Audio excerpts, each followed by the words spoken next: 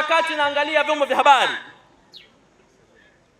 nilimuona na kumsikia mwenyekiti wa Chadema Lissu akihubiri siasa za kutugawa Watanzania.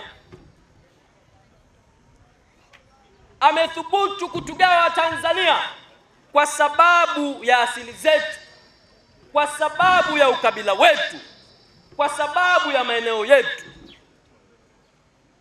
Lissu anapata wapi uhalali wa kuhoji Rais Samia kuliongoza Tanzania eti kwa sababu anatokea Zanzibar?